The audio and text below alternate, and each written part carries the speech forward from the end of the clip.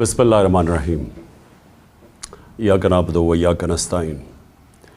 आज मैंने अपनी कौम से बात करने की इसलिए ज़रूरत समझी क्योंकि अभी एक हमारी असेंबली के अंदर एक मिनी बजट आया है, और ये जो मिनी बजट है इससे एक अवाम के ऊपर एक पूरा एक मज़ीद और महंगाई का बोझ पड़ने लगा है। तो मैं अपनी कौम से सिर्फ, क्योंकि मैं बड़ी देर से आपसे बातें करता रहा हूँ, मैं सिर्फ आज इसलिए बात कर रहा हूँ कि देखें ये जो हो रहा है ना पाकिस्तान से, ये होना ही था। जब हमारी हुकूमत हटाई गई तो मैं तब से कह रहा हूँ कि मुल्क के मसलों का हल सिर्फ एक है, वो इलेक्शंस करवाएं और आवाम के मैंडेट से एक हुकूमत लेके आएँ, जो हुकूमत फिर वो फ़ैसले करे मुल्क के लिए जो मुश्किल फ़ैसले हैं, लेकिन क्योंकि आवाम के मैंडेट से वो हुकूमत आई होगी वो फ़ैसले कर सकेगी। और मैं तब से कह रहा हूँ कि इलेक्शन के अलावा पाकिस्तान के मसले मसाइल का कोई हल नहीं। हमारी जब हुकूमत जो साजिश हुई और जब गिराई गई तो मैंने ये एक चीज़ बार बार कही कि जो नई हुकूमत आएगी उससे ये मुल्क संभाला नहीं जाएगा।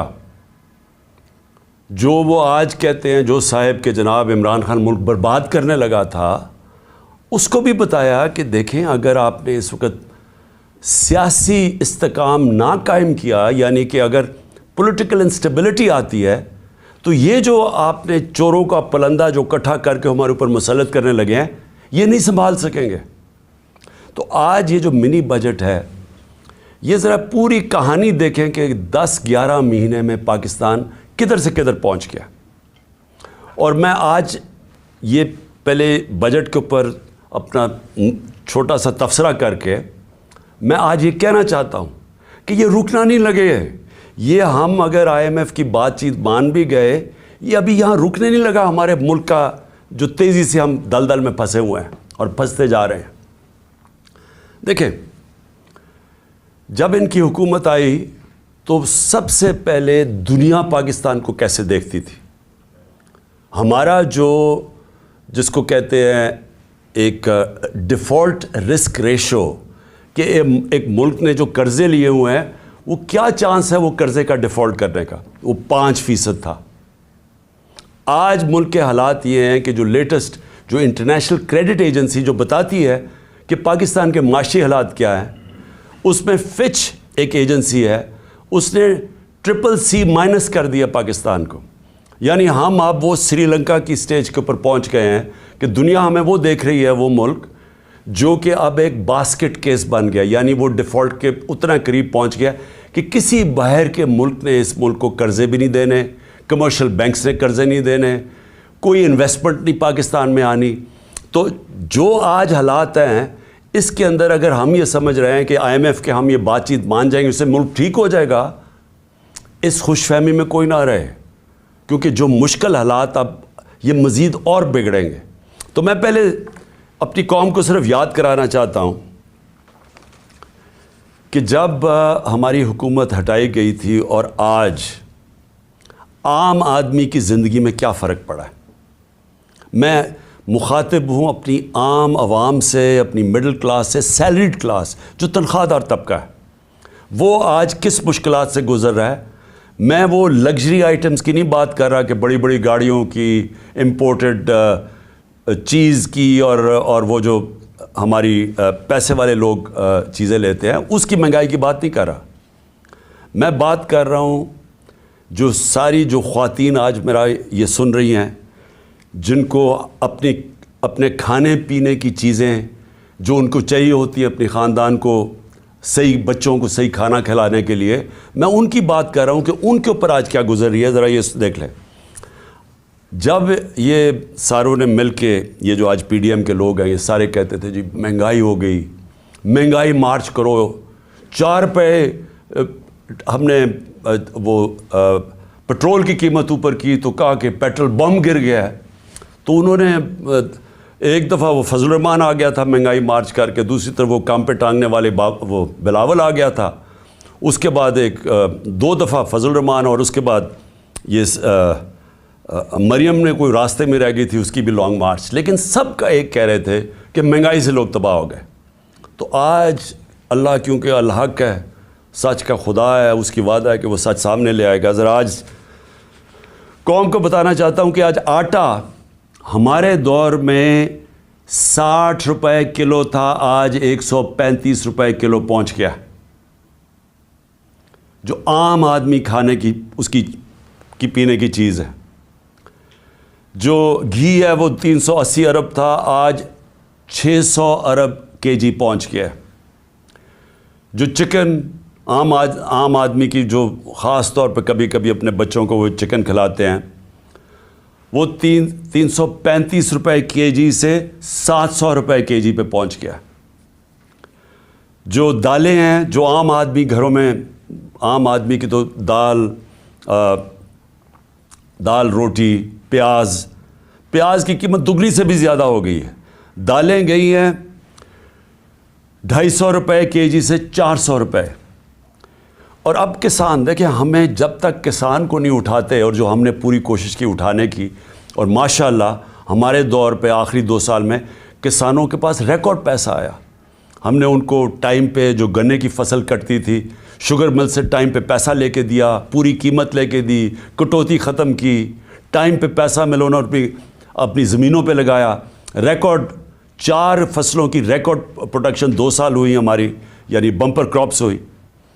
تو آج وہ جو یوریا استعمال کرتا ہے وہ 1668 روپے ہمارے دور میں تھا، آج یوریا گیا ہے 3000 روپے پہ.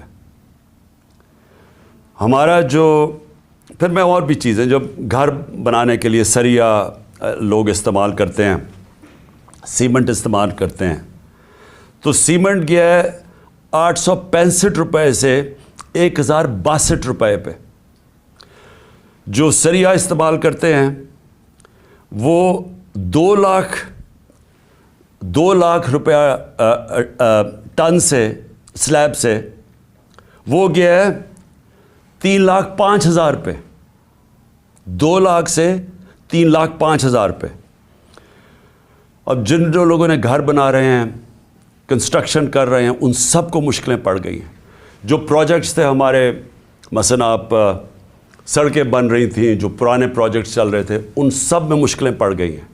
ہم جو شوکت خانم بنا رہے ہیں، اور جو انشاءاللہ اس سال کی اینڈ میں کھلنا تھا کراچی میں، اب وہ سارے ہمارے جو ایسٹیمیٹس ہیں وہ سارے اپسیٹ ہو گئے ہیں. امپورٹس رک گئی ہیں، جو سٹیل کی امپورٹس تھی، کئی چیزیں رک گئی ہیں. تو سارے اس طرح پروجیکٹس جو آن گوئنگ پروجیکٹس ہیں سب متاثر ہو گئے ہیں. یہ جو قیمتیں بڑھی ہیں سیمنٹ کی اور سٹیل کی. لوگ گھر بنا رہے تھے، ان کے گھروں کے قیمتیں ایک دم اوپر چڑھ گئی ہیں.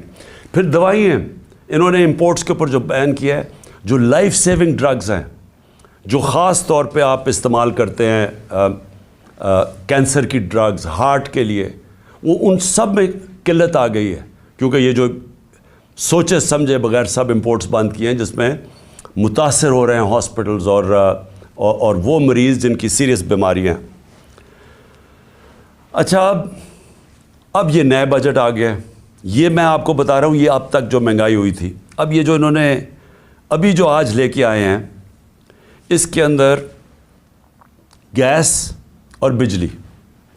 میں اب عام آدمی کی پھر بات کر رہا ہوں کہ جو گیس کا جس کا بل 3,000 کا آتا تھا، وہ آج ہو جائے گا 4,300 کا. جو بجلی کا بل جن کے گھر 10,000 آتا تھا، وہ 13,000 پہ چلا جائے گا. سو یہ مزید میں آپ کو آج کے بل کے بعد جو مہنگائی ہے، sales tax across the board بڑھا دیا ہے. یعنی ساری چیزیں، کیونکہ سیلز ٹیکس انہوں نے بڑھایا ہے، ساری چیزیں اس سے مہنگی ہوں گی. اور جو بھی میں نے سریا کی اور سیمنٹ کی بات کی تھی، ان کے اوپر جو گیس، سریا بنانے کے لیے جو سٹیل ملز کو گیس جاتی تھی، اس میں 14% انکریز کر دیا، تو اس کی قیمت اوپر جائے گی. سیمنٹ 10% گیس کی قیمت انکریز کر دی ہے، تو مزید اس کی قیمت اوپر چلی جائے گی.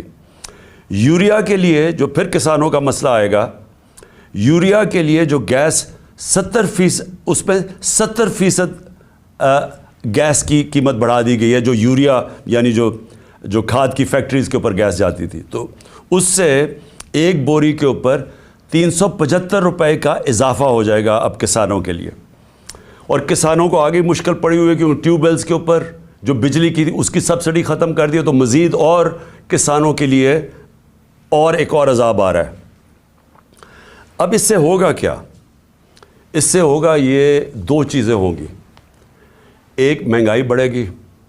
مہنگائی آ گئی 50 سال میں پاکستان کی تاریخ کی سب سے زیادہ مہنگائی ہے. میں نے پھر سے کہا کہ ان کی ساری کیمپین ہمارے خلاف کیا تھی کہ ہم نے بہت زیادہ مہنگائی کر دی.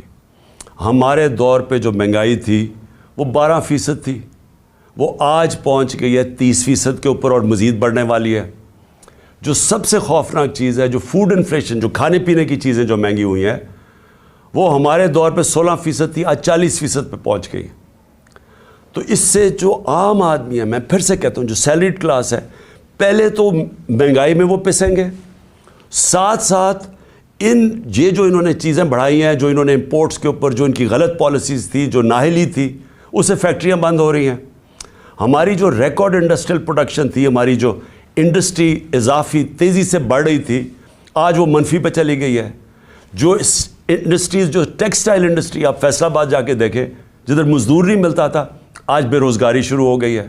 ایک طرف بے روزگاری، ایک طرف مہنگائی. انٹرسٹ ریٹ انہوں نے ریکارڈ اوپر کر دیے ہیں. اس کا مطلب کہ جو بھی آپ کوئی نیا کاروبار شروع کرے گا وہ 100 دفعہ سوچے گا، کیونکہ انٹرسٹ ریٹ اوپر چلے گئے، سود کی شرح اتنی اوپر چلی گئی ہے. تو ایک طرف مہنگائی، دوسری طرف بے روزگاری. اب میں جو آج میرا اصل آج آپ سے بات چیت کرنے کا مقصد کیا تھا، اب آگے ہم کیا کر رہے ہیں، جا کدھر رہے ہیں. میں اس لیے آپ سے کہہ رہا ہوں کہ یہ جو مزید مہنگائی آئی ہے، اور یہ جلدی انہوں نے کی ہے. شروع میں ان کو سمجھ نہیں آئی کیا کرنا تھا.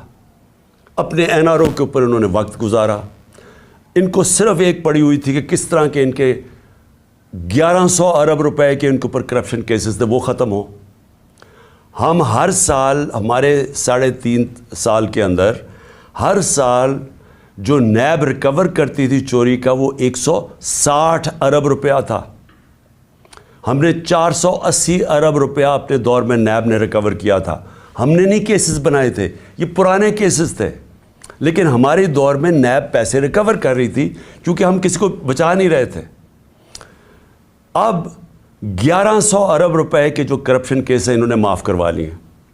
تو ایک طرف قوم کی کمر توڑ دی ہے مہنگائی اور بے روزگاری سے، دوسری طرف انہوں نے اپنے کرپشن کے کیسز معاف کروا لیے، اور تیسری طرف روپیہ ڈالر کے بنسبت 90 روپیہ گرا ہے.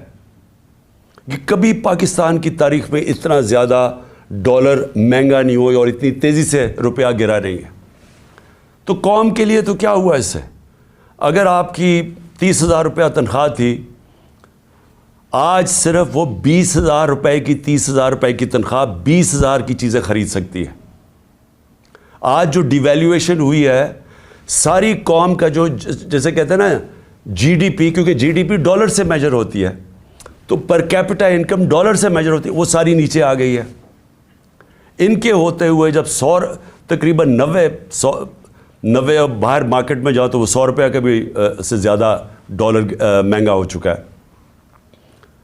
تو جب کہ ایک قوم کی دولت میں کمی ہوئی ہے، یہ جو سارے 30 سال سے ملک کا پیسہ چوری کر کے، منی لانڈرنگ کر کے باہر لے کے گئے ہیں، ان کے ایون سیل اپارٹمنٹ اور ان کے مے فیئر میں اور بڑی بڑی گاڑیاں اور ون ہائیڈ پارک اور یہ جو باہر ہوٹل خریدے ہوئے ہیں اور انہوں نے بے نامی چیزیں خریدی ہوئی ہیں، باہر بینکوں میں آف شور اکاؤنٹس میں پیسے رکھے ہوئے ہیں. قوم کے لیے 90 روپے ان کی دولت میں کمی اگر روپے میں پڑے ہوئے ہیں، اور ان کے باہر پیسے میں 90 روپے اضافہ ہو گیا. پاکستان کے مقابلے میں ان کے پیسے میں 90 روپے زیادہ امیر ہو گئے ہیں. ان کو کوئی فرق نہیں پڑا، اس لیے انہوں نے آتے ساتھ ہی کبھی کوئی پرواہ نہیں کی کہ کیا انہوں نے اگر ان کو سازش کے تحت بٹھائی دیا تھا، کیونکہ عمران خان ملک تباہ کر رہا تھا، تو ان کو انہوں نے آ کے کوئی روڈ میپ دینا تھا کہ ہم نے ملک کو کیسے ٹھیک کرنا ہے، کیونکہ یہ تو بڑے تجربہ کار تھے. ہم تو جی اسحاق ڈار نے کہا میں روپے کو $200 کو نیچے لے کے آؤں گا، میں IMF کو سامنے یہ کر دوں گا، بڑی بڑھ کے ماری، میں تجربہ کار ہوں. آج یہ بتائیں کہ انہوں نے ملک سے کیا کیا، اور جو ان کے ہینڈلر لے کے آئے تھے ان سے ذرا پوچھیں کہ آپ نے یہ ملک سے کیا کیا ہے. کون جواب دے؟ آج جو ابھی یہ جو شروعات ہے، ابھی یہ جو $90 کے جو گرا ہے، جو روپیہ گرا ہے ڈالر کے مقابلے میں، ابھی اس کی مزید مہنگائی آنی ہے. جو ایک تھوڑی ٹائم کے بعد جب آپ کا روپیہ گرتا ہے تو جو باہر سے چیزیں لے کے آتے ہیں وہ ٹائم کے بعد مہنگی ہونی شروع ہوتی ہیں. تو نہ تو انہوں نے کوئی تیاری کی، نااہلی ان کی یہ ہے کہ انہوں نے غلط فیصلے کر کے ملک کو آج یہاں پہنچا دیا ہے کہ اس طرح کا بجٹ لانا پڑا ہے. اور کوشش کر رہے تھے کہ عارف علوی کے اوپر سارا بوجھ ڈالے. پارلیمنٹ میں بھی نہیں چاہتے تھے کہ ڈبیٹ ہو اس کے اوپر، اس سے کہتے تھے آرڈیننس سائن کرو تاکہ یہ بچ جائیں کہ پارلیمنٹ میں ان کے اپنے لوگ کیا یہ جو بجٹ لے کے آ رہے ہیں وہ کیا بولیں گے اس کے اوپر. قوم کے اوپر سارا بوجھ، خود اپنی کرپشن کے کیسز معاف، اور کوئی آگے راستہ بھی نہیں ہے، روڈ میپ بھی نہیں ہے. میں آخر میں یہی بات کرنا چاہتا ہوں کہ جو بھی ان کے بیکرز ہیں یہ سمجھ جائیں کہ ان کے پاس کوئی آگے کا راستہ نہیں ہے. یہ اگر سمجھ رہے ہیں کہ اس سے آپ IMF کے ڈالرز آ جائیں گے تو وہ یہ ایسے سمجھیں کہ یہ کینسر کا علاج ڈسپلن سے ہو رہا ہے، تھوڑی دیر کا تھوڑا سا آرام آئے گا، لیکن کینسر جب تک کاٹ کے نکالی نہ جائے یہ کینسر پھیلتی جائے گی، یہ قرضے بڑھتے جائیں گے، آمدنی سکڑتی جا رہی ہے. ہماری ریمیٹنسز جو ہمارے دور میں 17% انکریز کر رہی تھیں، ہماری ریمیٹنس میں 17% اضافہ ہو رہا تھا جو 31 ارب پہ پہنچ گئی تھی، وہ ان میں اب 11% کمی آ گئی ہے. تو پہلے تو اضافہ ختم ہوا اور پھر 11% کمی آ گئی ہے، یعنی جو ڈالرز آنے تھے ریمیٹنس سے وہ کم ہو گئے ہیں، ایکسپورٹس گر گئی ہیں ہماری. تو ہمارے پاس تو جو آمدنی ہے وہ تو سکڑتی جا رہی ہے، فیکٹریاں بند ہو رہی ہیں، بے روزگاری بڑھ رہی ہے، لیکن قرضے بڑھتے جا رہے ہیں کیونکہ یہ تو قرضے ہی لیے ہیں نا IMF سے، اور ہم یہ امید رکھ رہے ہیں کہ اور بھی ملٹی نیشنلز قرضے دیں گی. تو وہ تو قرضے ہیں، تو یہ حل تو نہیں ہے. حل کیا ہے؟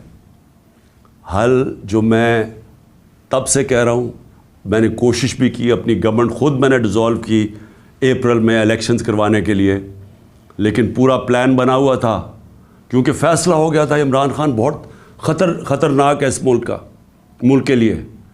تو تب سے وہی ابھی بھی حل ہے.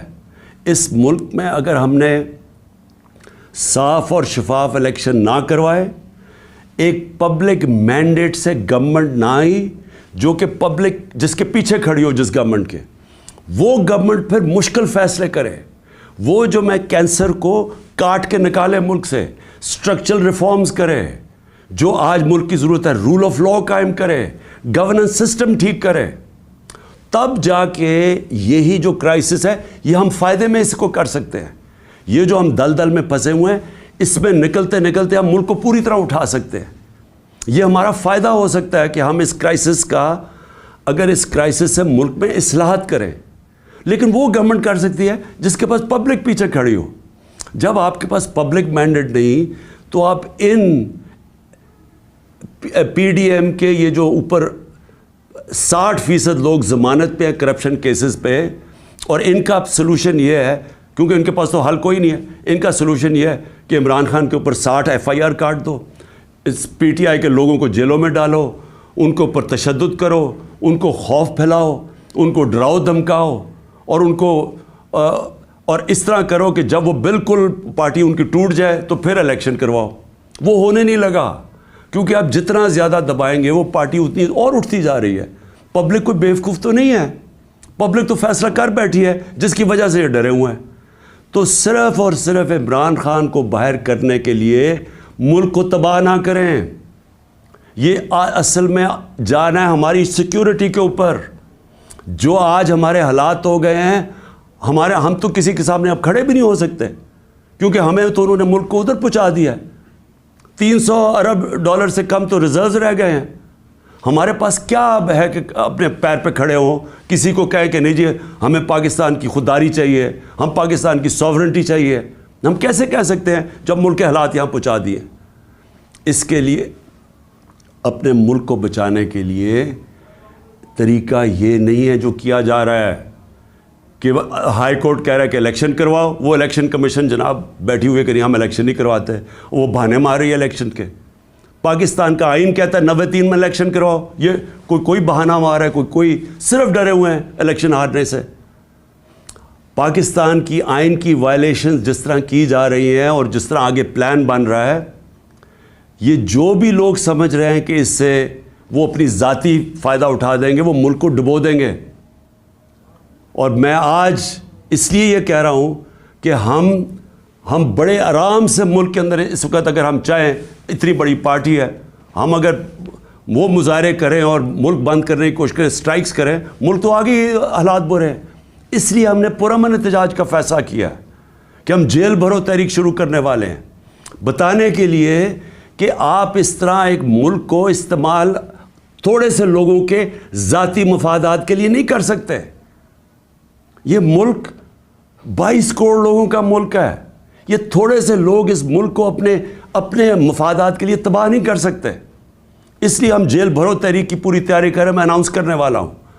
اور لوگوں کو صرف خوف دور کرنے کے لیے کہ یہ سمجھتے ہیں کہ خوف پھیلا کے جیلوں میں ڈال کے FIRs کر کے یہ اسی طرح بیٹھے رہیں گے, اور پھر کسی نہ کسی طرح دھاندلی کر کے ایک وہ الیکشن کمیشن, بے ضمیر الیکشن کمیشن کے ذریعے ایک جانبدار الیکشن کمشنر کے لیے, یہ جو چیف الیکشن کمشنر ہے اس کو استعمال کر کے کسی طرح پھر ان چوروں کو مسلط کر دیں گے.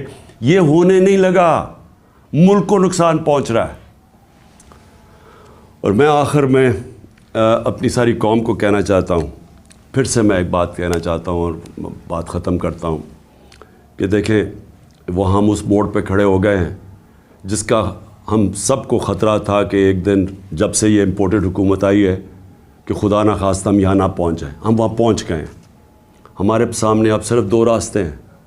ہم چپ کر کے اب انتظار کریں کہ مزید ملک تباہی کی طرف جائے, یا ہم ایک پرامن احتجاج کی تحریک کے اندر سب شامل ہوں اور بتائیں ان کو کہ آئین اور قانون کے بغیر کوئی دنیا کا معاشرہ نہیں چل سکتا.